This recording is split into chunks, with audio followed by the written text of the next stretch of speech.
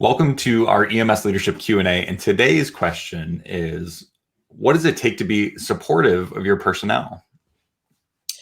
It's such a great question that we're talking about because it really is the core of leadership is how do you support people and get things done, right? And for me, I think the number one way to do this is effective communication because that's how people feel supported is through effective communication. And then the question becomes, well, how do you do that? And first and foremost, it's listening. How can you listen in a way where your people feel supported? And that's when you listen with very little on your mind, where you're just open to what the person in front of you is saying. Would you I agree? would agree, and it's without the filters of judgment or preconceived notions or the kind of the bothers of what else is going on in your organization. You don't want to bring that into your listening when you're talking with someone else. And it really also brings up a great point of that's the kind of the verbal listening or the communication one-on-one. And the challenge I think EMS leaders face is, well, how do we have communication one to many?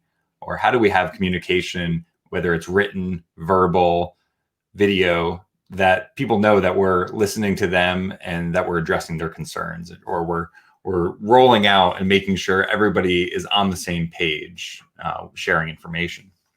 Well, and that I think brings us to the second aspect of this, which is asking, being willing to ask people, what do they need? What do they see the biggest challenges are? What do they see for the future? What are they interested in? And I think so much of the time we think we already know, or we think we know what they're going to say.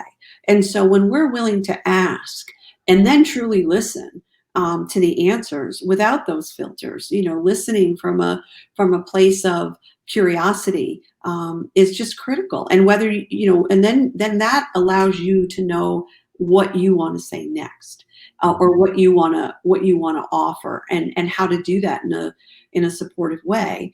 And then for me, the third piece of this is just being willing to be authentic and show that you care. And listening and asking questions show that you care, but there's also a quality to your communication that's important, that it come from a place of caring and concern. Absolutely. I think those are three great points to remember, especially in your communication style and your style as a leader. If you want more information on this, visit our website, emsleadershipacademy.com, and look for our communication course. They're mini online communication course that really dives deeply into a lot of these issues of communication. Yeah, and will definitely help you in expanding your capacity to listen and to evaluate your communication and see how's it going. All right. Beautiful. Thanks, Lisa.